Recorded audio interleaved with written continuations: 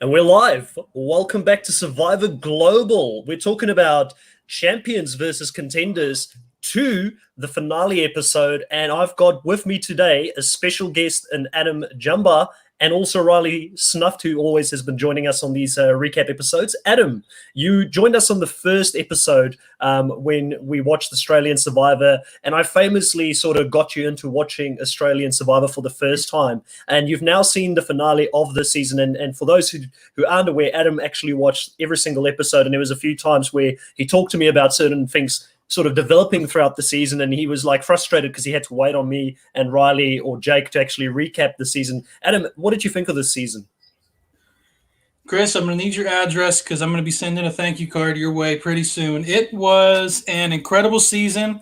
For those, I feel like most of the people watching this either are already fans of International Survivor or have seen the season and wanted somewhat of a refresher or that nostalgia factor, even though it wasn't that long ago. But if anyone is watching this that was like me and was a U.S. fan, by God, you have to watch this season. If I was ranking the Survivor U.S. seasons 1 to 40, and I added this to make it 41, I would put it in my top 10. I'd probably put it like 9 or 10. It was pretty good. It had great moments, great characters. It had a little bit of everything. Like some seasons kind of focus on there's all these stuff that makes Survivor great, and every season seems to hone in on like a few of those things. This season had a little bit of everything. So I'm super happy to talk about it.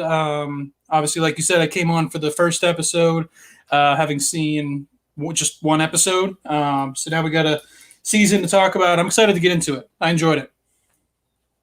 Yeah, so I could see Riley over there being extremely proud of the fact that, obviously being the local Australian on the show. Riley, how does it feel getting those comments coming from a US fan of the show?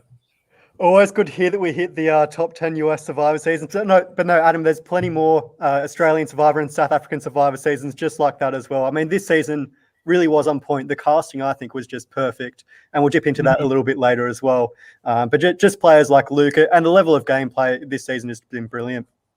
Mm-hmm. Yeah, it's funny. I watched this season again, and I remember this is kind of like one of those seasons that got forgotten because the All-Star season was so closely following on to this actual season. And I think that people kind of moved on to the All-Stars and having a lot of their favorite players come back and play in that season, and they kind of forgot about how good the season was. And I'm one of those people. I always, obviously, you remember Luke Toki coming back, and Luke Toki probably being the most popular player in Australia to ever play Australian Survivor. It's one of the reasons that the season was great, but I don't think it's the only reason that this season was great. I mean, we had a very solid cast across the board here, and we had a lot of big game players. We had a lot of different strategies on how to get to the end, and we're definitely going to be talking about the strategy that was used by Pia to get to the end here and ultimately win this game. But I feel like, rewatching this season for me, dare I say it, and I mentioned this to Riley the other day when we were talking, it's a little bit of a hot take. I almost feel like this is a better season than All-Stars. Ultimately, I really loved the outcome of All-Stars, and we won't go into that too much here because Adam hasn't seen it yet, and he definitely is someone that would still want to watch it. We won't spoil it for you. But, at the end of the day, I do feel like as a whole, this season felt more balanced. Yeah, definitely more balanced. And I think compared to other Australian Survivor seasons as well, the strategy was really on another level. I mean, players like David really, I think, accelerated the gameplay up to, what you see from a Tony or a Russell in the US. But then also you have the different strategy from someone like Pia and obviously Luke's antics as well. Yeah, the cast was really well-rounded, I think. And you look at players like Luke and Harry and David and Baden, all these players, they really have grown a lot over the last 50 days on the show. And it's really great to see how they've changed over time and also just complemented each other. I think it's just been a great cast. Yeah, so we go into this episode here now. Obviously, with this episode, we're going to be a little bit more loose in our format and how we normally talk about these episodes because there's not that many players left in the game and there isn't too many big plot points here to discuss within this finale. But we have the last three there on the beach, and we get a little bit of Harry talking about his journey to the final. He's been the person that's been called so many different nicknames throughout the show, the Cockroach, Dirty Harry, the Houdini, because he's escaped so many times the vote. And and people trying to get him out. And he played some successful idols as well, which is any superfan's dreams, to be able to go on a show and play an idol correctly, because that's not as easy as it looks on TV, obviously, when you're in the fishbowl and these things are happening. Now, Harry's got that strategy and how he's tried to get to the end. And I do feel like Harry at this point feels like he's got a very compelling case to make if he does make the final. Yeah, between the final three, like if this final three was a final three, which I think every Australian season has just been two, right? Yep. Right. I think if this was a final three, it would be tough, but I think Harry has a very good shot of winning it, especially because at that point he would have had one final immunity, so that would have been a great cap to his game. What's interesting about Harry is every time in US Survivor we have a villain, it always seems like, and to me, Harry was the villain of the season. Even though towards the end he did seem to get on a lot of people's good sides and be a bit more lovable. He kind of was a villain by situation. It was kind of what he had to do to survive. What was interesting about this villain compared to like a Russell or like even like a Rob C., or a Boston Rob, every time we have like a big villain in US Survivor, it always seems to be they either started from the bottom and use their villainous ways to gain power, or they had power from the start and just kind of kept it until someone turned, kind of like a David. Like David kind of fit the US Survivor villain mode, I think, more than Harry. Harry was so interesting because he seemed to never be in a power position, never seemed to be in control. I remember the one time, I think it was the Merge episode. It was like all the champions came together, and it was weird because Harry kind of weaseled his way into that conversation. It was a nighttime conversation. That was the only moment I felt like Harry might be on the right side of the numbers. So very interesting villain. Definitely not your classic villain, which I think is just another element that made this season so great, is you didn't just have the stereotypical like hero, villain, social player. They found a way to add a twist to those typical type players. So very interesting to watch his journey to the end. As devilish as Harry was as well, especially with that lie about Oscar, his son, he really has sort of redeemed himself throughout the season. And it really looked like in the pre-merge, he was going to be the next one to go. But somehow he just, as you said, the cockroach being his nickname, he's just managed to survive all this time. And he's actually, as much as he is a villain, he's easy to root for. He's the underdog in this season and really, fighting to stay alive in the game. And I find that's really interesting to what you normally see in like a US Survivor or really any other season, because you don't normally get that villain that's on the bottom and that you can kind of root for because they have these redeeming qualities, someone that's actually going to unseat the balance of power. So I really thought that was interesting with Harry. I don't know if it was a final three, how good of a shot he would have had against Pia though, just because of how much he isolated players like Janine and the like. And while I think they'd probably respect that game, I think Pia probably played a more well-rounded game, whereas Harry ultimately, he didn't have the power throughout the game and he was really scrambling to stay alive. Yeah, she definitely wouldn't have swept with Harry there, but I still think she probably would have pulled away, just been a little bit closer than if it was when it was just her and Baden. But I agree. No, I agree with both you guys, and I think that with Harry, obviously touching upon the fact that he was, like, I do think he was probably the second biggest villain after David. David was definitely seen as more of the villain that embraced being a villain and wanted to be a villain. I feel like you said, and it was a great sort of observation, that Harry was a villain by circumstance, because of the fact that he was at the bottom and he was playing with his back against the wall. I don't think this was the game that Harry wanted to play coming into the actual season. I think that he very much wanted to have a core group of people. He had early in the season, he already had people like Sam, who we hardly ever saw on this show, and she had 0 confessionals, the first player ever to get 0 confessionals in any Survivor season and get voted out. And he also had a very close alliance with Andy, who I also felt like at some stages in the game could have been a great player, but just never things didn't work out for him, and he kept falling on the wrong side of the votes or being with the wrong group of contenders there. I think that Harry as a whole coming into this final, he didn't have as many friends as you would have thought, because he wasn't in with the group with Sean, with Daisy, and with John. So I don't know if those guys would have actually voted for him. They may have wanted to stick contender strong. I think Harry definitely sweeps against Baden. I think Baden coming into this one, and we'll touch on Baden next, Baden says that, people have underestimated him his whole life. He's come into this thing. He's a PhD student. He's someone that's an introvert by nature, and he doesn't really challenge himself in the real world like he did in the show. And for him, this whole experience has been about growth and sort of discovering himself, which we love to see those stories on Survivor. He kind of, to me, very much had a Cochrane-like sort of build and edit around him. But the only real big difference is he never really had the social capital that Cochrane had in the season that Cochrane played. And I think that comes down to the fact that when Cochrane went back to go play the game again, he already had the opportunity to build those relationships with people outside of the game before he went back to play one of these seasons, where with Baden, he had to create those connections within this game. What did you guys think of Baden as a whole this season? Baden really has sort of redeemed himself from the start. As you mentioned, he came in as this shy guy that really couldn't make those relationships. And then really toward the end of the game, I think he's really blossomed and come out of his shell. I think at the end, he really is, the goat that's been dragged all the way.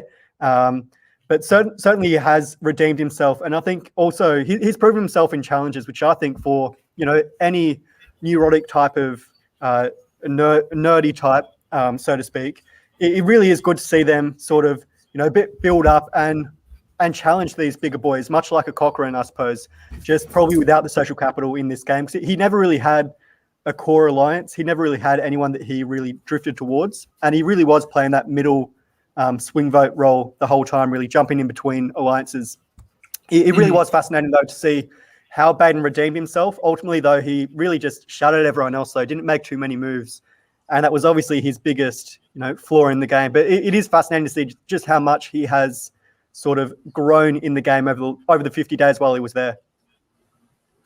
Yeah, I agree with that. I don't know, not that you said this, but I don't agree with what I'm sure a lot of people who watch this season think about Baden, and that's that he was a GOAT, especially like, David mentioned that comment. I don't know if I believe David when he asked Pia and Baden that comment. I think he maybe said that just to get them stirred up because he wanted a passionate answer from him. At least Pia, I really don't think he saw her as a GOAT, especially when she had such a big part to play in his blind side. But unless you asked Luke, everyone check that interview out coming up soon.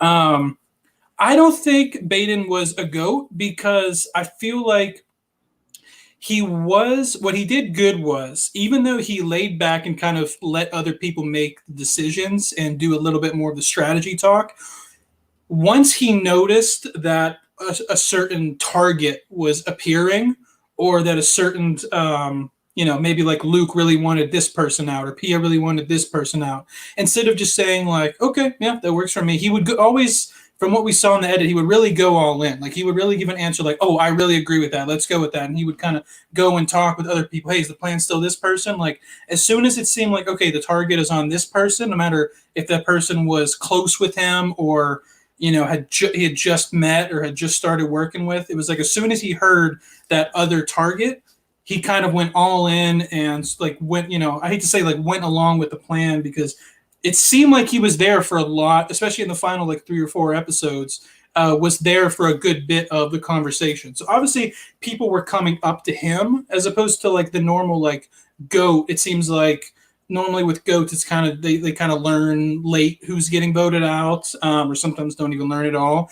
It seemed like he put himself in a position where he always knew what was going on for the most part, and people always wanted to include him in on the conversation. And then, like you said, Riley, he really came into this game as kind of like an underdog, shy, introverted person, and kind of came out of his shell a bit. How many immunities did he win? 2? One in the end. Just one? All right, well, the most important one.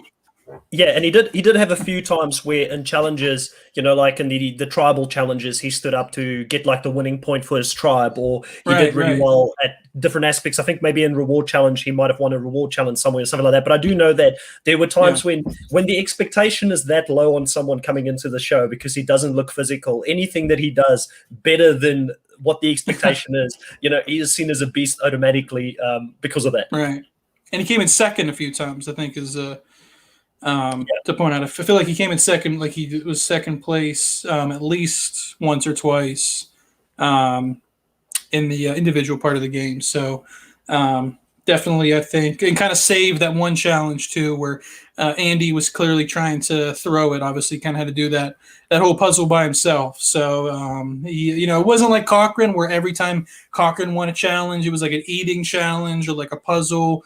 He obviously won the physical one at the end too. So I personally don't consider Baden a GOAT.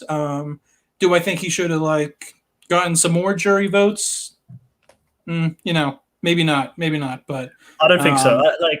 I think with Yeah. Baden, I think the thing with the Baden, I get what you're saying when you're saying he's not a GOAT, and I mean obviously whatever different juries see as a GOAT is subjective to the people who are playing the game that season. Obviously, Right. different people value different things in the game. Like Baden's game very well could have been the winning game in a lot of the US seasons that we've seen in the past, because in general in the US seasons the juries get a lot more hurt by the fact that they got backstabbed along the way, and sometimes there's a lot more better Right. juries. We in Australia in general see throughout the season massive players like David, who played with his heart on his sleeve, get blindsided and walk out of it saying to everybody, good game, well played, with a smile on his face, and he takes it on the chin. And he doesn't place a bitter vote at the end, and I think that's something that's quite interesting when it comes to the Australian seasons. It seems like in general, people take it, they play hard, they play fair, but if they lose, they take it on the chin. So, when you get a more aggressive player playing the game, they will give credit there. But I think the big thing with Baden for me, you kind of hit it on the head, was that he was always in the know. He did know where the votes were going to go. He did have those conversations, but he never actually had a move up until the last move, which is why he knew this himself, right? His last move was to win the final immunity and take Harry out, because that's something he could claim. He took someone out that no one else could take out up until that point in the game. And prior to that, I don't feel like he ever really drove the strategy. He never really went to other people to say, this is where we should go. And that's where, that conversation that Harry has in the final tribal, it's all about what's the difference between someone that is a passenger, a navigator, and I feel like he was a passenger through a lot of that. He wasn't necessarily a navigator that sort of pivoted the strategy to go into a certain direction, and it sort of fell into his lap in a few of those. That's the big difference between a Pia's game and, for instance, a Baden's game going into this final, because a lot more credit was given by other people that were in her alliance to Pia for still suggesting and navigating conversations to go into certain ways. And I mean, it's splitting hairs here, but I do feel like ultimately that is why Baden, in the final doesn't receive any votes. Now, I do want to touch on Pia's journey as well up until this point, because we get a flashback from Pia. Not a flashback, sorry. We get her talking about the fact that, she's a mother, she's had to work quite hard throughout her whole life, and she's an actress, and she comes here in the champion strap, so you would be forgiven to think she's this massive celebrity that's got a lot of money, but she says, no, we're everyday hardworking Australians, and we had to work really hard just to be able to afford a mortgage on our house, right? So she's there for her kids. She wants to have a better future for them and to help pay off the mortgage and things like that, and she came into this thinking that she probably would be the first person out or win the whole game. And this was a big challenge for her as well, and a leap of faith for Pia. And she's really grown throughout this season, I think, in her own belief of what she can achieve within the game as well. Yeah, for sure. I coming into this season, I didn't know any placements or anything. All I knew was that Harry, Johnny, Daisy, and Luke at least made it to the merge, and I knew Pia won. That's all I knew. I didn't know how she went. I didn't know how many votes she got. So as the went past the merge, when it got to the individual stage, they started showing her a bit more. They started showing her strategy talk a bit more. Her resume started building up, and it felt a little forced at first. I remember thinking to myself, oh, now she's starting to get the winner's edit. They're starting to show her, they're starting to beef it up a little bit more for her win in the end to feel a little bit more justified. So at first I was like, I don't want to get this winner's edit out of her. But as the post-merge part of the game went on, I remember thinking wow, Pia is actually playing a very, very good game. And she kind of reminds me of an old school Survivor type player. In her timing was perfect. I think that was the biggest thing for Pia was, she had been talking about getting out David for episodes or for her days. but she didn't really hone in on that attack until when she knew that it was probably the right time. And there's a couple other examples. I won't go into it too much, but her timing was very, very good.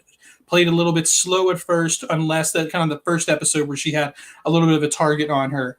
But yeah, I mean, her timing was great. I mean, I'm sure you've heard the phrase like "slow and steady wins the race." Like I said, we kind of got a little bit of everything here. We got like the big outspoken villain. We kind of had like the anti-hero villain by circumstance and Harry. You had like the super charismatic, charming, fan favorite Luke. We had Janine, the godmother. We had like a little bit of everything. But at the end of the day, slow and steady won the race. At the end of the day, she's the one who built the best the best relationships, who had the best timing, knew when to attack, knew when to lay low, knew which relationships were going to advance her forward and which relationships weren't. A great win for Pia. I just wanted to add there as well, you said she had a little bit of everything. And I think the big thing that stood out here as well, Riley, you probably talked to this as well, is that she also had to face some diversity here trying to get to the end. It wasn't just smooth sailing. She was a part of this alliance that formed very early on in the game. And this alliance really dominated the game. It would have been a shame for someone to win outside of this alliance, because I feel like when you see an alliance like this playing so well, you want someone that have actually controlled the majority of the game to actually go in and actually take the win here in the end. And she did have a time here where it looked like she might be out of the game. Well, Pia very well could have been the first boot if it weren't for, the Champions tribe really turning on the head. So it was really, at the beginning of the game, it was either Nova, Anastasia, or Pia. One of those was going to go. And obviously Pia managed really well just to build those social relationships early on and establish that alliance with Janine, which I think really helped her. And then adding on people like Simon, Abby, and Roscoe to that as well. And, that took her all the way up until was the final seven, when she had to cut Janine. And that really was, a big move for her, losing Janine in that sense. But, she managed to recover from that. I think the biggest flaw in Pia's game for me, though, was the final five, when Luke played that advantage and ultimately kept Pia safe in the game. I think had he not had that advantage, obviously she would have gone home and it would have been a very different result in the season. And that was her saving grace. But really throughout the game, I think she played the perfect Australian Survivor game, because it being so long, 50 days, when you have people like a David or a Luke or a Janine that play a very overt, over-the-top strategic game, they're always going to be the bigger target. And I suppose by playing sort of behind everyone else, it really is a little bit like Sandra in Pearl Islands, where she plays that anyone but me strategy. Always make sure there's a bigger target in front of me, and then I'll play behind, but I'm still going to have somewhat of a say and try and pull the strings as much as I can, so that when I get to the end, I ultimately have a resume that I can, talk to in the end. But I make sure I get there no matter what, because I always know there's someone that's a bigger threat than me that I can get rid of instead of myself. I think that really is the quintessential Australian Survivor game, and just building up those social relationships as well, and not chastising the jury. She really did play it well. I think building that social relationship early on with Janine and creating that alliance and just dominating to the end. I mean, she really has played a great game. It's funny you mentioned the Pearl Islands comparison, because in a way Baden kind of reminds me a little bit of Lil too. Kind of came in a little bit awkward, a bit introverted, didn't kind of fit the mold as everyone else, and slowly kind of built a lot of great friendships. I think she won an immunity challenge of her own. Kind of reminds me of Lil a little bit. So the Pearl Islands comparison is an interesting one. And I definitely see it. And Dirty Harry is Johnny Fairplay. I mean, he makes up the fake sun lie, and ultimately finishes third as well. Really that slimy character that got all the way to the end. It really is an apt comparison, though. And again, another great season. And you do have people like a David or a Luke. Luke being the Rupert in this season, very likable. Everyone wants to get rid of him. And of course, David being that over-the-top strategic player, like an Andrew Savage. You can draw comparisons there. But no, Pia did play a really, really good social game. And ultimately, that's what got her to the end, because in Australian Survivor, up until this point, we've seen every season the winner has always played a long tail game. They haven't played a strategic game like a Tony or a Russell would in the US, where you really go from day one.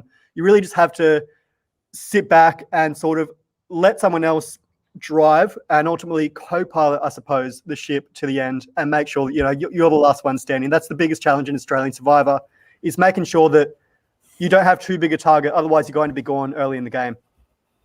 Now, I wanted to you have 11 more days to potentially fail at that. So kudos to them.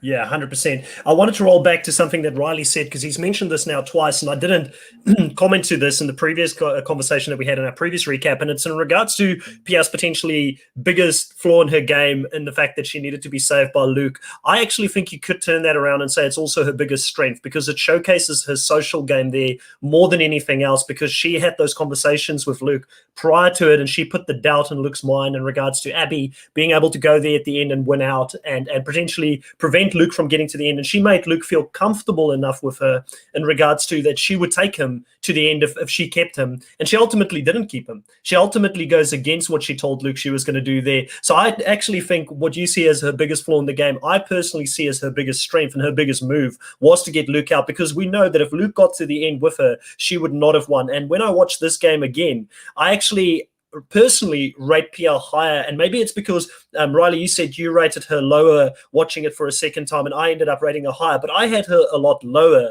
the first time I watched it, because I was so devastated by Luke being voted out, and it really sort of spoiled the end game for me as being a pretty big Luke stan. I think that, now I can look at it a lot more objectively on the sideline and say that was probably something that should be respected. We should all look at Pia and say she really read the situation right there. She made it happen. She could have, similar to how in the beginning when she went to Nova to get herself back in with, the athletic 7 to stay, she didn't just sit there. A lot of other players would have just sat there and would have let it play out, and she would have been gone at that position. But she's fought and very strategically and cleverly fought at the end there and made those social inroads and those bonds with people like a Luke, so that they wanted to take her a bit further in the game. So overall, I think that it's a great season. I did want to say I do agree with Harry being very much like a Johnny Fairplay, because Johnny Fairplay was a lovable villain in some ways, and people, really still, like, I guess back in the day would have been pretty controversial, the dead grandma sort of thing that happened in that season. And obviously, Dirty Harry here had the son that was never born thing as well. But I think overall, it's what makes us love these characters, because they did it knowingly in a way where it was kind of mischievous, and it was more like you're in on the joke with them opposed to anything else. And I think that makes them likable as a villain. Yeah, absolutely. I wanted to ask, without giving any spoilers, because I don't know the winners of any other season except All-Stars, but what's the general perception of Pia's win? Is she considered one of the stronger winners, or sort of like maybe like a middle ground winner as far as the Australian Survivor winners? Like, what's the perception of her win amongst like the fans who have seen all the seasons? So I'd like Pia second. I think she did. Prior to this point, every Australian Survivor winner has played a very social game similar to Pia's, very under the radar. Okay. But I think Pia really took it to another level, because she did have those strong bonds from day one, and she dictated a lot of the votes. Whereas in previous seasons, there's been, you could maybe label them more being goats. I think, there's really 3 really good winners, I think, and then 2 a bit average winners. But I certainly think Pia has certainly played one of the better games up until this point in Australian Survivor. And a lot of that is just maintaining that social capital that she has had from those early champions days. She never really faced too much adversity other than the first couple of days. She was really, in control for a lot of that. And I suppose at the final 5 as well, she faced a little bit of adversity there. But she really did dominate the whole way through, I think. She's number 2 for me, which is, pretty good out of 5 seasons, I think. Mm-hmm. Yeah, is your number 1 the winner of All-Stars? Yeah, it is. And simply because I think Australian Survivor 2019 is a bit of a turning point here, whereas, and I'm sure, Chris, you'll agree with me here, in that in the past, it's been a very more social game and relied a lot more on mateship. I suppose in the earlier seasons, because Australian Survivor tends to cast a lot more of these former athletes, like a Simon or or an ET or an Abby, who sort of build on this camaraderie, and that's their gameplay. Whereas I think someone like David or Luke in this season in particular has sort of accelerated the level of Australian Survivor's gameplay, such that it's a lot more strategic game now and a lot more cutthroat, I think. And certainly, you will see that when you go back and rewatch all the seasons, Adam, you certainly see a progression of the gameplay. And I think, again, we liken it to Pearl Islands or maybe Amazon, in that this is really the turning point for Australian Survivor in fostering a new sort of era of gameplay, I suppose, in that it's going to become a lot more strategy heavy from here on out, as opposed to a game like Peer Played, where it was a lot more social. I just want to add as well, I do think that it's worth watching the other seasons of Australian Survivor going into All-Stars to really understand who the players are that are coming back in that season. And definitely we'll talk to you afterwards, because I'd be interested to know, Riley, the person that you see, because I agree with you, definitely second best winner in Australia, probably in that second tier of winners when it comes to international versions. And if you compare them even with the South African seasons, the person that you see as third, would it be the person that played in Luke's first season? Would that be the person you see as third? Because that would be mine as well. So that would probably be the next season. We'd recommend you go and watch Adam, and then sort of work your way to some of the ones that are going to be slower. Like your first season in Australian Survivor is very much like a Borneo type of season. You can compare Borneo versus that a lot. It's a lot slower. The mateships and not wanting to create alliances or go against people, that's a really big thing in that season. But even throughout the previous seasons, as you'll learn when you go through, Adam, there are a lot of strategic players, but it's just ultimately that they don't have the longevity in the game. And I do think that speaks to Australian Survivor being 50 days as opposed to the US being 39 days. You really have to maintain your lives, and you can't really slip up, because, one wrong move and you're out. You can't rely on winning immunities like a Mark Holloway or a Ben Wood in US Survivor. So you really do have to maintain your game throughout. So I think that's why it suits a lot more of a social type of player as opposed to a strategic player, because if you cut someone early in the game, ultimately it's going to catch up with you, because playing 50 days as opposed to 39 days, I mean, that's another 11 days in the game. And ultimately, having those 4 more players, it's going to get you, it's going to catch up to you later in the game. So that's something you always have to keep in the back of your mind when you're playing Australian Survivor. 100%. Now, well, it's going to be tough. You guys are hyping up the All-Star season, best winner. I want to jump right into it, but I got to go and watch all the other ones. But no, I will. I'll watch them all first. I'll save the best for last. But now I'm excited for All-Stars. I know we got a couple people from this season that have made it to the All-Star season. So some for strategic play, some for or how entertaining characters they were, like a Johnny. Right? Johnny comes back for All-Stars? Yeah. So you've got Johnny. Yep, you've got Johnny, Abby, Daisy, David, and who am I missing? Those 4, Harry, did I say Harry? Harry as well in there. Yeah, so it's 5 of them that comes back. And overall, really, really good season. I do think some people enhances their legacy from this season and just builds on it. Some fall flat compared to what they sort of did in this season, but that's to be expected. And that's across the board for some of the, there was definitely a few people that went out early, not just from this season, but from other seasons. Like Riley said, we get some really good strategic players from other seasons as well that kind of fell flat in the All-Star season, but we wanted to do better overall. But I feel like if you look at the outcome of the season, definitely I agree with Riley. This last season and this season that we've just watched, these 2 seasons, I think has set the pace for what's going to come. I'm really hoping has set the pace for what's going to come moving forward. And for just to tease again with Luke's interview, Luke does talk about mateship in that interview. He does talk about the fact that he was pretty happy that this season wasn't a mateship into sort of season when he came in there to sort of tease what he had to say. Now, I do want to move into the actual challenge part of this, the immunity challenge part of this episode. So, we go into this challenge, and some of the things here that I really like. Now, obviously, it's again going to be an endurance and a willpower challenge, and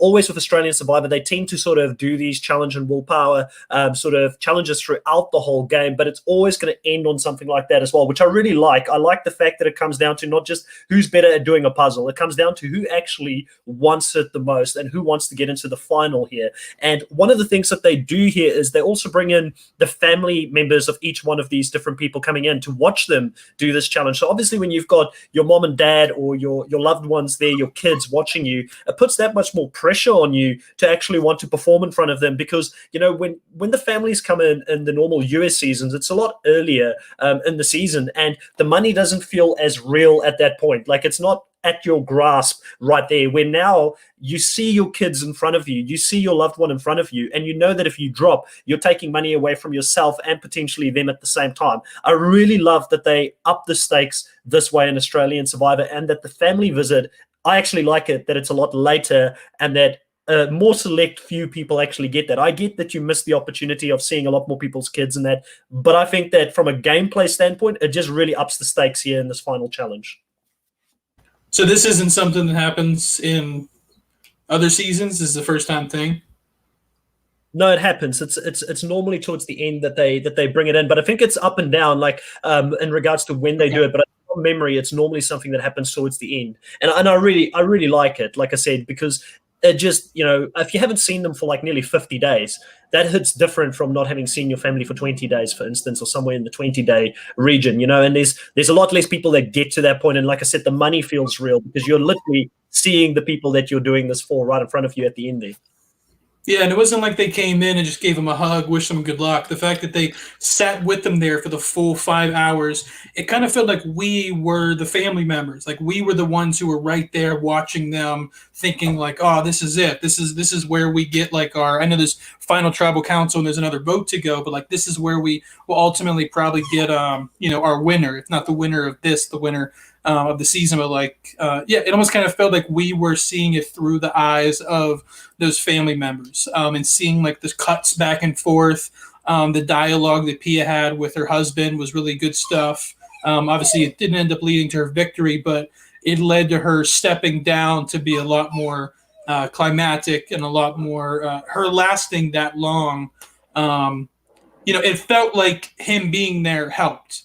I don't know if that was edited. I don't know if that because there was that moment where she was about to step down. He kind of talked her in and she lasted a couple more hours. I don't know if that actually played out in that progression, but that's what the edit gave us. So that's what we got to go off. And I thought that was really cool to watch. Whereas Baden's family was a lot more just relaxed. I think like 2 hours in, they were like, so how's the food out here? And and I think Harry's girlfriend or fiance realized how in the zone he was, how focused, and didn't really talk that much because I think she realized it would probably be more of a liability than an asset. So 3 very different types of interactions between the contestants up there and their family members, which was really cool to see.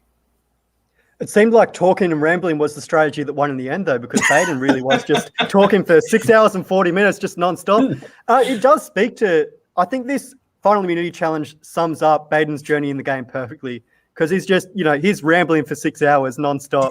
And it does show that he's really come out of his shell and improved himself. And he's a lot more social player now. And also the fact that he goes on to win this immunity challenge. He stands there for 6.5 hours against everyone else. Harry drops out, and then Pierre drops out a couple of seconds later. They both need Jono's help to get them down from the challenge. But 6.5 hours, I mean, standing on those tiny little pegs and pulling on those ropes for that long, I mean, that would be so excruciating. 6.5 hours of that. It reminds me a little bit of the Guatemala Final Immunity Challenge, where you had the 2 ropes and holding onto those, I suppose, but maybe with a little bit more of an extra pain factor, because those little stilts they were on were tiny as well. I couldn't be there for 7 odd hours. That's ridiculous. Kind of reminded me a little bit of the David versus Goliath challenge that Christian won. Not so much because it was an underdog beating any big challenge threat like when Christian beat Alec, because neither of those 3 contestants there were the challenge beasts of the season by any means. But the Baden definitely was the underdog, if not physically, definitely just as an all-around player. And even though he was constantly rambling, similar to how Christian was, he ultimately won the challenge. Couldn't pull him the victory in the end, but I wonder if Baden realized that whether he wins or loses, he probably doesn't win the game, no matter if he wins or who he picks. I don't think he realized that, which is good, because if he had realized that, I don't think the challenge would have been as interesting, and I definitely don't think Final Tribal Council would have been as interesting, which was interesting for it being, somewhat predictable and somewhat clear cut that Pia even coming into Cambodia, I would have been. If someone would have told me Jeremy's going to sweep, I would have been shocked. There's not many. The only sweep in U.S. Survivor history that didn't shock me at least a little bit was probably Cochran and Karamoan. But yeah, so for some reason, made for a pretty interesting final tribal council. They had great questions by the jury. Sorry to jump into tribal council here, but yeah. No, 100%. We'll definitely move into some of those tribal questions that were asked, and definitely also the format of tribal council. Definitely want to talk about that a little bit. But in this challenge, I think the main reason that Pia really stuck it out there as long as she did was obviously it was a combination of her family being there, her husband being very supportive, sort of saying to her, if you want to come down, I fully appreciate it. You're not going to make me any prouder. And then her saying that if I drop now, I'm going to go home. And he then tells her, well, if you really want to stay, then focus on the kids, keep your focus, stay up there. And this was like an hour and 40 minutes before she actually jumps off, right? But I think the really big thing is that but I feel like the big thing here, right, is that Pia, if she drops before Harry, she knows she's gone if Harry wins it. And I think that's what really motivated her to stay up there. And obviously also the combination, and this comes back in later in the tribal council, of her having that weight on her, knowing she just took out Australia's favorite player. And it has to be something that, sort of amounts to something in the end. It can't be she took out Luke, took this away from him, and then she goes next. And that move was for nothing. I feel like that was really weighing on her, those two things going into this challenge. Not only was he Australians' favorite player to the fans, but I think a lot of people probably considered Luke their closest ally, or at least the person that they just enjoyed being with on the island. And it seemed like most of the blame for his departure was on her. So yeah, I agree with you. Now I wouldn't place most of the blame on Pia for eliminating Luke, though, because everyone up until that point wanted to get rid of Luke. I mean, no one wants to come up against Luke being the social and strategic player he is. He has the perfect resume and he has the perfect backstory. Even against Pia, I think he would have gone close to sweeping the jury potentially, just because of how much of a game player he was, and he really dictated the vote for a lot of the season, and was one of the key players in flipping the vote and unseating Janine and Simon from their power and getting Abby onto their side. But I think the final immunity challenge for Baden, it really was the perfect thing he needed to cap off his game, because he didn't really have anything up until this point other than being, one of the 2 or 3 people that sort of created the flip. Whereas here he can sort of say, I got rid of Harry, I won an immunity challenge. It really is the final thing for him, even though we know he doesn't really have a chance against either Harry or Pia. It does give him something extra to his resume that sort of boosts him a little bit and gives him a slightly better chance at winning, even though in the end it ultimately doesn't help against Pia. Yeah, Pia reminded me a little bit of Mike Holloway, interestingly enough, because she didn't fit the mold of someone like a Russell, where the whole time, or I'm sorry, Luke fit that mold more of a Mike Holloway than someone like Russell, because the whole post-merge, Russell was the target, like almost every episode. Get him gone, get him gone, get him gone.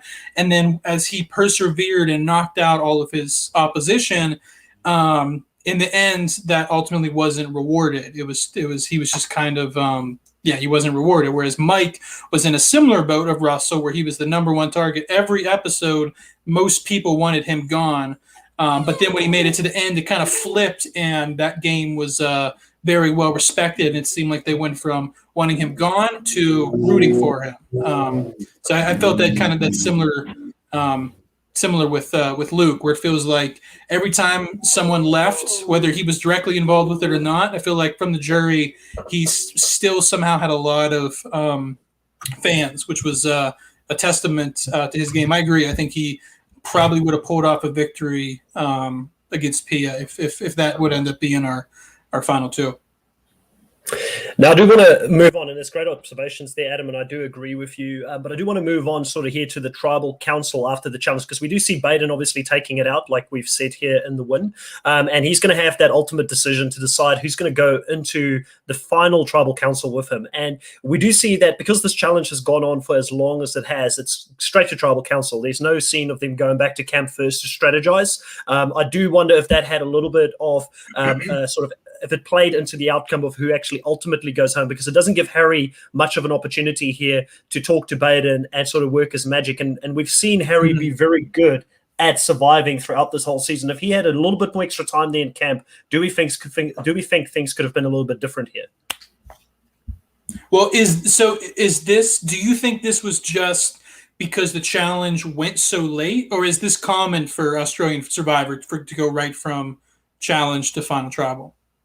It depends on how long that last challenge goes. Like, I think that's because it was that late, they went straight to tribal. But I think that if it was a shorter challenge, because it did happen in previous season, like they said, there was a record of 6 hours and 30 minutes or something. This was 6 hours and 40 minutes. So it was a similar scenario for that other record at the final as well. And Riley can sort of correct me here. It's been a while since I've seen some of these seasons, but I'm pretty sure that it's a mixture of the two. And I do feel like it's because the challenge went this long, there just wasn't time for them to go back to camp and actually have a chat. Yeah, it's sort of similar to a Palau situation, I suppose, in that, they sort of eliminated Ian right there and then. But obviously, this time they actually get the formality of tribal council. But I do like how it sort of played out here, and they didn't get that time to go back to camp because they were both really speaking their own case, and I suppose debating each other as to who deserved to stay the most. And Baden was really sitting in the middle, and it was really left to Harry and Pierre to fight it out. And Pierre correctly identified, though, that Harry shares a lot of the moves that Baden does, and by eliminating Harry, it gives Baden that extra feather in his cap. Would Baden have had a better shot of winning against Harry? Yes, I think so. I think he could have picked up 1 or 2 votes, maybe. But it certainly wouldn't have been a clean sweep like it was with Pierre. But I think Baden probably made the better move in getting rid of Harry here, even though it ultimately meant he didn't get a couple of votes at the end, whereas he would have against Harry. It does, I think, give him a little bit more of a boost to say that he controlled his game up until the end. And it probably was the right decision in eliminating the other contender and making sure he's the last one standing. Even though he's shared a lot of his game with Harry, it does show that, he was the last man standing of his alliance, and he can sort of take credit for these moves and doesn't have someone that's saying, oh, well, I was the one that was taking control the whole time and Baden was really behind me. Baden can really take more of the credit here, I think. So it was the right decision, I think, in the end to take out Harry, even though in the end at Final Tribal Council, it didn't really amount to anything for him. Mm-hmm. Yeah. Yeah, I agree. It's tough to say if they had gotten time to talk, if it would have swayed, because it seemed like it also depends on if they had expected this. If they had, if so, they probably would have made their pitches before the challenge. That's something we obviously don't know. I do feel like that final tribal council that someone was voted out, not the final tribal council, there was probably a lot more dialogue and conversation than we saw. So I think they got a chance to make their pitches there. What's interesting about that final tribal council is I think Pia does a move that is super subtle but is super strong. I would argue her probably her strongest move in the game is one line that she said at that tribal council with the final 3. Now she made a couple strong moves throughout the game to add to her resume, but the move that I think sealed the deal for her win was, I think Baden was leaning more toward voting out Harry from the start of that. But the one thing that Baden could say that probably could have got him some votes at the end was for him to go up to the final jury and say, hey guys, I did what almost all of you tried to do but never could, and that's I got Harry out. I won an immunity challenge against him. He could point at least half, if not more than half, of those final people and say, you try to get Harry out multiple times. You try to get Harry out, but I did it. But Pia says it first, which now makes the move look like her move and not his move, because she said that you could get Harry out and you could be the one to say, hey, I did what all you guys can't. So that one line that she said to Baden that ultimately probably convinced him to get Harry out now feels more like her move than it does Baden's move. And I think that was an extremely amazingly subtle move that ultimately sealed the deal for her. And at that point, like I said, I knew coming in that Pia won. And I felt like she was a somewhat deserving winner. leaning more toward yes, a deserving winner. But I think that move is what made me. I mean, I remember like smiling. I think I even like gave a little like point at the screen when that happened. I was like, "Oh, what a move she made just there!" I think that sealed the deal for her. So, props to her. Yeah. And I was going to say what it really felt like going into this tribal council was a heavyweight bout, and you've got like Mike Tyson and Holloway going at it, giving each other like jab after jab, with Harry really having some good points as well. Like Harry, there's a reason he survived as long as he did survive. And one of Harry's lines that for me really stood out, and like for me it was up in the air. Like the first time I watched it, I was like, which way is she going to go? Because I even at this point, similar to yourself, I kind of picked up on Pia getting a lot of screen time early after the merge to sort of tell us that she is going to be the winner. I do feel like Australian Survivor didn't hide the fact that they were trying to push her as someone that was very strategic and having this mastermind. Even sometimes when Janine was seen as making the moves, they told us that Pia was really behind it as well. And I definitely had that sense going into the maybe this is a misdirection and Pia's still going to lose it because Harry is ultimately going to be the survivor and he's going to win it, and they wanted someone in the end there to make us doubt. But the real thing that stood out, because one of the lines I want to say is that Harry came up with this line where he said, the big thing here is that when Baden looks at both myself and Pia,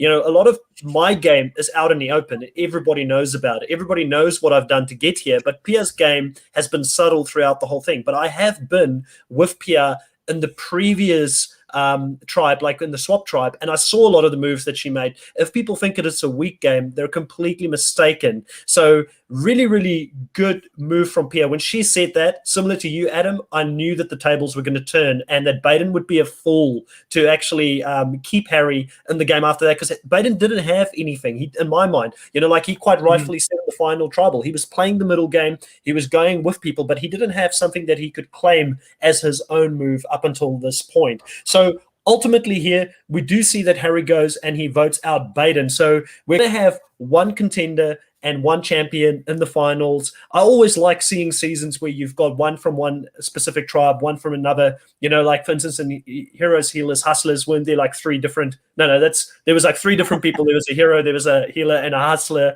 at the end. I like it when we see the seasons play out this way. It means that there was enough cross strategizing happening and jumps between different alliances to see the end game be exciting, and we didn't just see a pagonging towards the end of the season, which none of us like seeing ultimately. Right. Yeah, absolutely.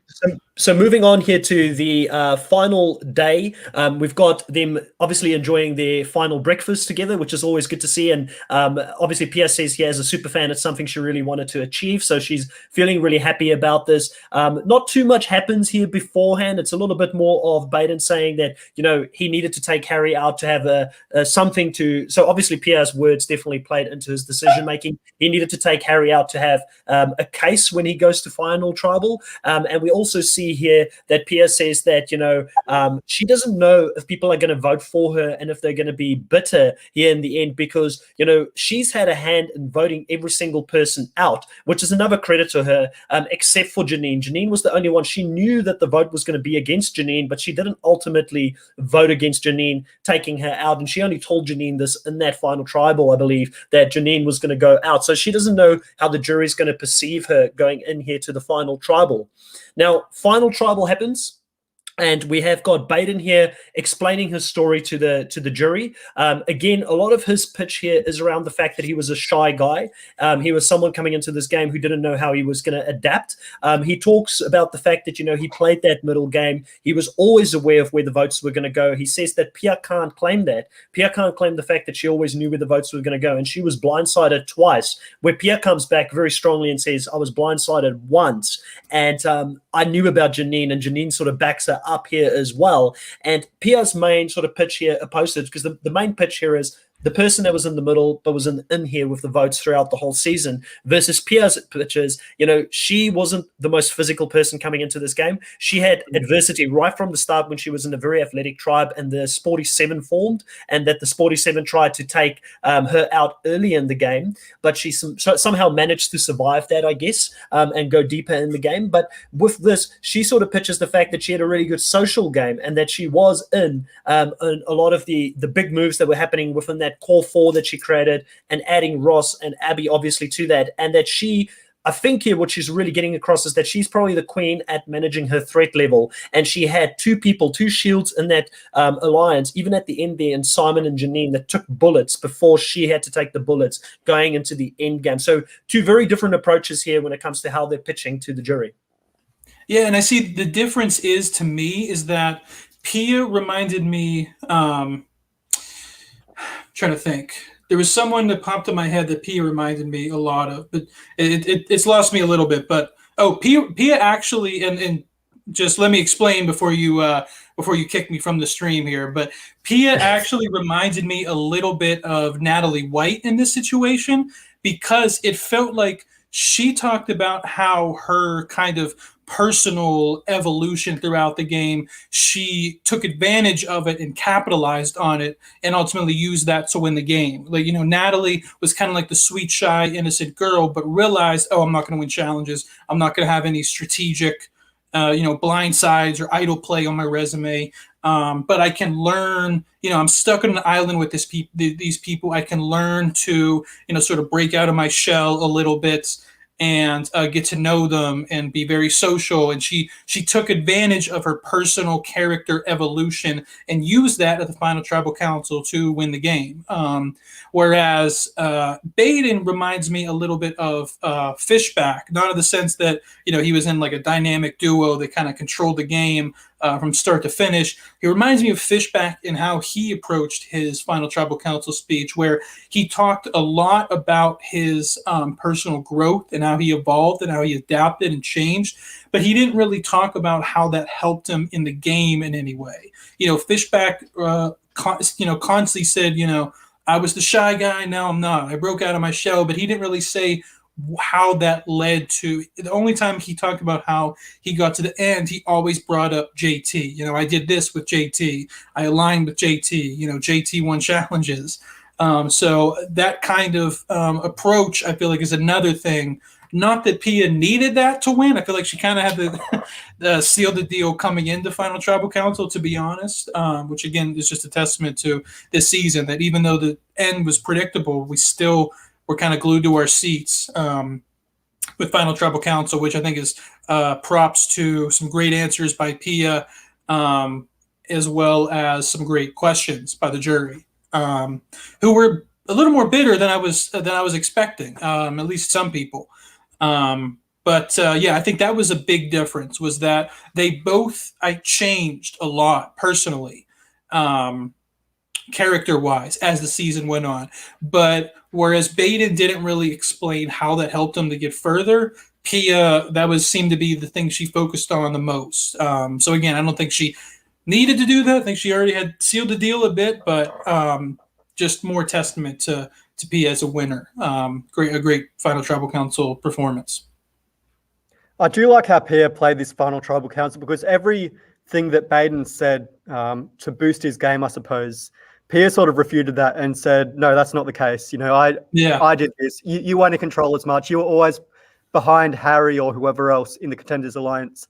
I do like that Baden says that he recognized that the Contenders wouldn't go all the way, so he started to plant seeds with Luke and David and considered jumping ship. But ultimately, he really didn't take full control for his moves. And David, in the end here, he calls both Pia and Baden goats. And we see that both of them are really upset with this comment, especially Pia. And she really brings it to David and says, look, David, buddy, I blindsided you. You can't call me a goat for that. I had a role in just about every vote except for the Janine and the Simon votes, really. She was in the vote for just about everything there. So the way she really stood up to David, I think, speaks to how she played this game. She is the smiling assassin, and she made it known in the end that she really did take control, and she was one of the main people that really plotted David's demise. By rubbing that into him, I think David sort of respected that, because David's the sort of player that he is very strategy heavy, and he will say to your face, I got you out, ha, dance all over the dead body, right? And I think Pia did exactly that. She took David's game and threw it back at him and said, look, I got you out. I outlasted you. I played the perfect Australian Survivor game. What you did was not what you had to do to get to the end in Australian Survivor. You can't play a very over-the-top strategic game. And I played a long-tail social game. I got you out in the end, and look where I'm standing. You know, I have a shop for $500,000, and you're on the jury sitting all alone. I think Pia really just she capitalized on others' misfortunes. Whenever Baden said something, she always made a smarter comment. Whenever the jury said something against her, she sort of knocked them back and said, "No, you're wrong. I did this, that, and the other." So I think Pia really she put out a brilliant Final Tribal Council performance. And a lot of that comes down to her being a professional actor, I suppose. But she really has played the perfect Final Tribal Council game here, I think. I do have to just add, I found it quite funny how they kept talking about her being an actress and how that's like this positive, threatening thing in the season to have an actress play Survivor. And I mean, it's not like she's a cop, you know, or she does like a crazy thing. But I guess with an actress, what makes it dangerous is the fact that she can play the role that you want her to play in your mind. So if you think that she's this girl who's just, you know, helpless and can't look after herself, then, you know, she can play that to sort of play it up and make her threat level go down even more in people's minds. But I think what really happened here in the final tribal is she actually took the mask off and unveiled herself as this badass that was really willing to fight with these people. You know, like she came back at David really well, saying like, if I'm a goat, then you've got to admit that a goat took you out and blindsided you, which David wouldn't want to do with his ego. And another really big one here, the second really killer blow, was when Luke spoke to her, and Luke said, you know, I saved you. I'd like to think I saved you twice in this game up until this point, and I would have loved for you to have been able to return the favor here at the end. And she had a very good comeback here where she said, you know, I didn't stay up there in this last challenge for 6 hours and 40 minutes because I wanted to break a record. I did that because I knew that I was taking that money away from you and your family. I knew how much that hurt you, and that was the most difficult thing that I've had to do in this game. And you know, ultimately, she wanted it to mean something, which I think was the perfect way to answer Luke's question. I don't think Luke would have not voted for her. And listen to Luke's own words, because he does sort of, you know, Adam asks him that question in the interview that we did with him. We're not going to spoil that here, but I do think that Luke ultimately, check it out. I do think Luke ultimately, you know, he wanted her to scramble a bit, but I do think that, you know, Luke's not a bitter person. I feel like the most bitter person here on the jury was David coming in, but I do feel like David was persuaded by the answer that Pia gave. So ultimately, a really, really great performance here. And we see Pia take out the win here with a unanimous vote. And one of the things that I do like in the Australian Survivor is they give us the final vote here at the end, and they also give us the comments that people are making on why they voted for the person. So I feel like that's something that's really cool, and I wish that, I don't know if it is, and maybe I miss it because I'm a foreigner and I get a different version of Survivor when it plays over here. But Adam, do they ever actually have like an after show or something after the reunion, like CBS All Access or something, where they show people's final vote and why they voted for people? Because I've never really had the opportunity to see it. Yeah, you do have the ability to see that.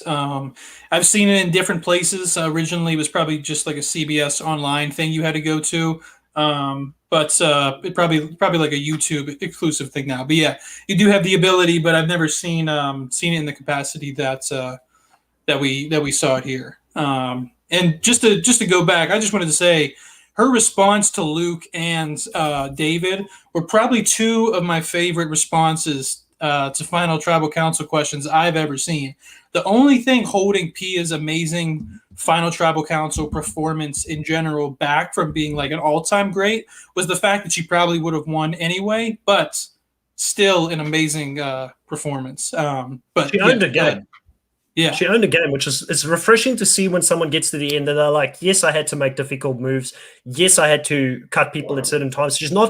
There's that fine line between owning your game and being cocky about your game. And we know there's certain people in the past that have been cocky about the fact that they outplayed others, but she kind of she hit that balance perfectly right here at the end, in my opinion. And that's why she ends up winning this season. Now, I do want to go sort of back around here and get final thoughts on the seasons, on this season from you guys. Riley, you know, when you look at this season and you compare it to the other sort of Australian seasons that are out there, you know, where do you rate it? And obviously we know there's a few players that have come back already. Who else that hasn't made their way back on the show would you like to see sort of from this season potentially come for another time and try for the title of Sole Survivor? I'd like to see a Baden come back. I think he was just the growth he showed on his time on the show was really fun to see. Although there is someone similar from the previous season, the 2018 season, that I think probably gets that knack in that archetype. And also, I thought Andy as well was quite an entertaining player, just in how he really was a flame-out character. But to see him get an opportunity again and really just to now that David has sort of elevated the level of gameplay in Australian Survivor, to see how Andy could play a more strategic game would be fascinating to me. I do feel very unfortunate that being a rugby league fan, I was so excited to see Andrew Edenhausen on the season, ET, but unfortunately he just, faded away. He didn't do too much other than just fishing. It would have been fun to see a little bit more from him. And even Stephen Bradbury as well was a bit of a flame out. Yeah. So I'm not sure how much you learned from the season, Adam, about Stephen Bradbury, but he really is a very iconic Australian Olympian. I think he was the first ever Australian to win in the Winter Olympics. And you would have seen a lot of this on the show in that he won in very bizarre circumstances in the speed skating final. I think it was at Montreal or something like that, where I think 3 players in front of him dropped out and he came from behind to win. And that was sort of what he was doing at the beginning of the game, but ultimately, he fell out pre-merge. He was a fun character while he was there, but ultimately flamed out a little bit. But Adam, I would be interested to know the differences you saw between Australian Survivor and US Survivor, particularly in terms of the culture and I suppose a bit of the banter. What were some of the main differences you saw compared to a US Survivor season? Yeah, in regards to sort of the dialogue and the banter and what went on in the shelter, it felt like there wasn't a lot of hard feelings, and maybe until you reach the jury, it felt like a lot of people were willing to let bygones be bygones. Obviously, the fact that they made it 11 more days makes me feel, and once it hits like the final 2 episodes of US Survivor, like they're looking pretty bad physically. Like they're dragging along. They're like, oh, get me out of here. Is this game over already? I didn't really see that with this. And they had 11 more days. It was like, how are these guys not like, I feel like they could have gone 30 more. So that was a big difference. As far as like the production of the show, so much more cinematic. I mean, that's not even including how we, got to see some of their, their backstories, their personal lives. I felt like they did a really good job at diving into who these people were. Every episode felt like a story. Every episode felt like it was leading up to Final Tribal Council. There's so many, times in the U.S. where it's so clear who's going home, and as soon as one person says, maybe this person could go home, they go all out and like, oh, could it be someone else? When it's going to be this person. Not enough blind sides. Whereas every episode felt like it was a story leading up, whether it was going to be a blind side or not, whether they were going to play an idol or not, whether they were going to play an advantage or not, whether the alliance was going to stay strong or not. Like it was always like an A or B situation. So Cole is agreeing with you. Cole is agreeing with you. Yeah, so he's saying that he's just started watching Australian Survivor, and same big takeaway here is that people have a more positive outlook in the game if they get voted out, and we definitely agree. And I also want to go back to the comment here made by Dale.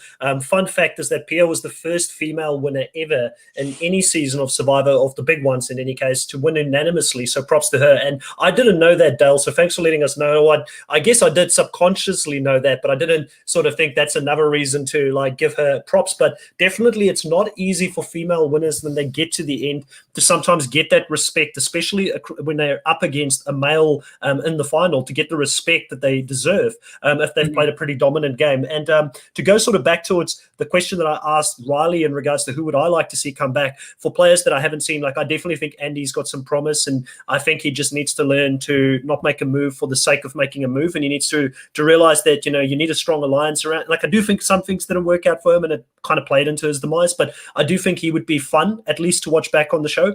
I would love to see Pia come back again and like defend her title in some sort of international legends season, or like an international winners season. We've got a lot of great winners over in the US that haven't played again. So if you got some of those winners to come back with some of the winners of international, I think that could be exciting. But I do think that Pia has got more to give. I don't know if she'd want to do it again. That's the big question here. I do know that she's very still active in the international circles, and I saw on her Twitter quite recently that she's now started watching Survivor South Africa, which for those who are watching, by the way, we're doing a recap on Survivor South Africa Island of Secrets next, and there will be a new podcast up tomorrow night with the first two evicted people, and also us recapping that first two evicted people going out of the game. But yeah, so she's still active enough in the community. I just don't know if she'll want to come back. I don't know, Riley, if you're a little bit more across that than myself, being in Australia, and maybe you've heard some rumors. Yeah, P would be great to see back in a Legends type of season. I think that's the only season where she can really succeed. I think coming back as a winner in a regular All-Stars season isn't really going to get you too far, unless it's someone like Sandra. So I suppose Pia could do something like that. But I think her game was a lot more overt as opposed to Sandra's in Pearl Islands. But no, I think Pia would be great to see back. But yeah, there are a lot of great international Survivor seasons out there. And I think 2019 Australian Survivor really ranks highly for me. Maybe in terms of my rankings for international overall, maybe number 2 behind South Africa season 6, which is another great season. But there are plenty of exciting international Survivor seasons. And it's really fun to see that they're starting to get a lot of traction from the US fan base as well, particularly in this down period where we haven't had US Survivor for a year now. It's exciting to see that the international survivors are really starting to make an impact. And we do have plenty more international Survivor coming in the future, obviously, with another season of Australian Survivor this year, and also South African Survivor coming in June as well. Yeah, so really exciting, and we will be recapping that on the show here. We're going to be doing the recap or the rewatch of Survivor South Africa Island of Secrets, which is season 7, followed by directly after that the live season of Survivor South Africa season 8, and then straight into after that, or probably even there might be some overlap, Australian Survivor will also start around that time. So we're really excited about that. Now, final thoughts here, Adam, on the final 2 format that we see over here, and also the final sort of tribal format, because the tribal format is an old school format like we see in Survivor proper over in the US back in the day, and then the same with the final 2. It's kind of like a throwback to old school. I like the final tribal personally, but I'm really interested sort of to know what you think, how this stands up against what we currently see in Survivor US. Yeah, and also wanted to give a shout out to Janine too. I wouldn't mind seeing her come back. Yeah, it's interesting, to be honest. Personally, I like the Final 3 format better. And I'll tell you why I think it worked so well in this season. But the reason I like Final 3 better is because I feel like when you go to Final 2, it gives more power to the person who wins the Final Immunity Challenge than any person is able to obtain throughout the game. I think that's the single most power you can have in Survivor, is winning the final immunity in a Final 3 competition. I think it's a bit too much power for any one person to have, and I think that's eliminated a bit when you do go to Final 3. The big problem with Final 3 is it seems like it's always 1 or 2 at max that deserve to win. I can't even think the top of my head like a Final 3 where maybe they all had a chance to win. Yeah, nothing's coming to my head immediately. But the reason I think it works, the only time it seems to work for me is when, of the Final 3, the person doesn't have a chance of winning wins the final immunity. Then it becomes a matter of who can convince them to take it to the end with them. Like in Cagayan, I think it worked very well because Wu wouldn't have won against Cass or Tony. So it became a matter of who were they going to, do it. Maybe the jury should vote at Final 3 who's definitely not going to win, and then just let that person pick who's going to come to the end. But that's why I think it worked. That was a joke, but that's why I think it's worked so well for this season, because the person who didn't have a chance to win, won the final immunity. So it became more of like a debate, which makes for an interesting. But when someone like Boston Rob wins at the end, it to me it didn't make enough. So I think it worked in this season. Personally, I'm more of a fan of the Final 3. But it's tough. I don't hate the Final 2. Like I said, it worked in this season, so I'm happy with what I got. Okay, so I'm outvoted in this case. I know Riley is a fan of the final two as well. I like, fan of the final three. I'm a fan of the final two. But I think that there's some balance maybe in between, sort of mixing it up where players maybe don't know which seasons is going to be a final two and which seasons are going to be a final three. Because I do feel like even with the final three, people do tend to work around it now, and they vote people out even earlier that are threats going into the fire making challenge, or if they potentially are a social threat or somebody that they think have got a good story, the players kind of just adapt to it. But I'm still like, I don't hate it that much that I won't watch Survivor. Like, I still love Survivor regardless. I just have really good memories of final two wins with, obviously my favorite season being Kagian and Tony winning that season, and then having JT and Fishback go up against each other is another classic for me as a final two that I really enjoyed. But I'm happy to go either way here. Any final thoughts there from you, Riley, before we finish this podcast? Just touching back on the final three and final two debate, I think this season certainly served well from the final two. I think having Pia and Baden really debate back and forth. I think Pia really benefited from just having one player to focus on and discounting their game. But yeah, overall, I think it's a lot more fair, especially if you want a player like Luke to win, Chris, if you have a final three. It gives them a better chance. And the fire making challenge, which I'm a fan of. I mean, it gives more players a good chance. But no, overall, this Australian Survivor season was, so much fun. Rewatching this, I really got a new sort of look on how some of these players ultimately, came to power and how they obviously lost it in the end. Seeing players like Luke, Janine, David as well, and Sean as well, he's someone we haven't really touched on.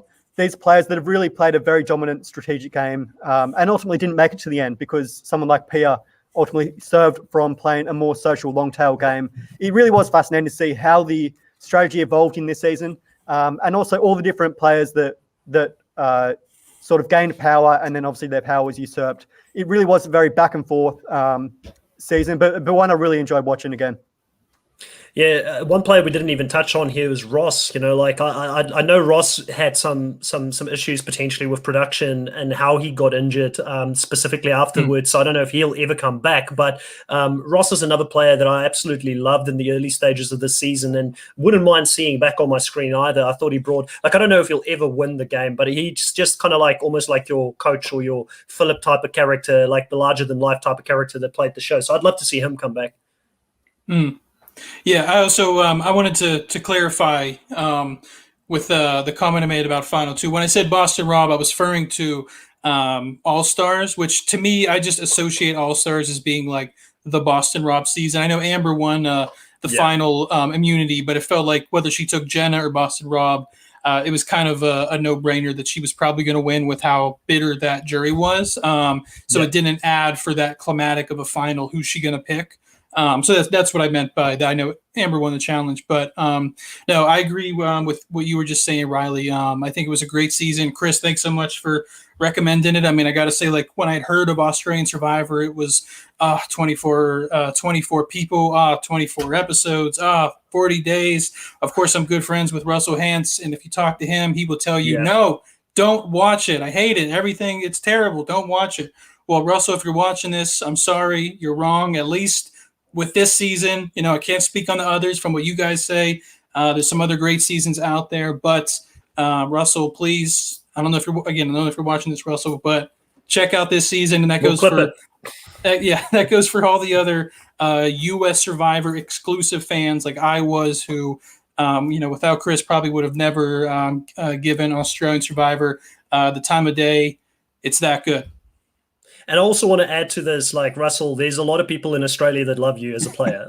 So it's really, it's sad. Like, I mean, I'm always going to be a Russell supporter. I watch his channel and all that. That's how I, got to know you, Adam, is through Russell as well. So, at the end of the day, I feel like, I understand his experience wasn't the best experience when he went out there, but I think that he should look at that as a positive, actually, like more than a negative, because people knew who he was. They were never going to let him slide through the game because they knew what type of threat he was. Like, Russell has got no chance in any season that he comes back with, unless he comes back with other legends. And even then, it's going to be tough, and he needs to realize Right. that. So instead of shooting down the whole franchise, like, there's a lot of good people that play this game, and it is a good show. And I think that, a lot of the comments that he made previously was that it's maybe not as difficult on you physically. But if you look at how, look at Luke at the end, he was a different person at the end of the show. You're telling me he's getting food all the time? They're giving him no ways he's getting food all the time. He lost a lot of weight. So I think that it's a great show, and he still has fans there as well. Definitely give it a go.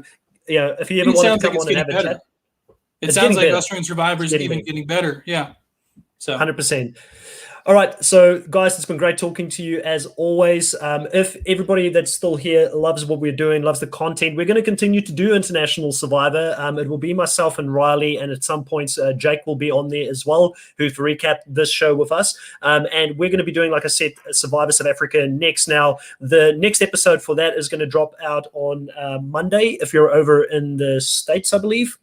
And it will be Sunday for us over here. And then also on Tuesday in the States and Wednesday over in Australia and New Zealand, we'll have the Luke Toki interview talking about Survivor Australia and specifically his journey coming back to play for a second time here on this season. That will then be followed by some content there, Adam, from you and the Survivor Buffs. What are you doing next? We're continuing our tier ranking as our fourth guest enters. Oh, he doesn't want to come on screen. Yes, we are tier ranking every season of Survivor into 4 parts. So we just did part 1, so go check that out. We did Borneo to Palau. Next time we will be doing Guatemala up to Heroes versus Villains, so on and so forth. We also just released an interview with Carl from David and Goliath, and we are interviewing Carolyn Rivera, Mama C from Survivor Worlds Apart. That'll be coming out Saturday of next week. So check those out. Love the work on those interviews. Riley, what's happening next on your second channel, or your own channel, I should say, Snuffed? What are you doing next? Yeah, we're going to be covering a little bit of The Circle Season 3 over in the UK this week. And then also we're continuing our recap of all the winners of Survivor with Tom Westman, the winner of Survivor Palau, and one of my favourite winners as well this week. That'll be Tuesday, 7:30 p.m. Eastern Time, or Wednesday, Australian Time, over on my channel. Great. All right. Say goodbye to everyone, and we'll see you next time. Thanks, guys. Thank you.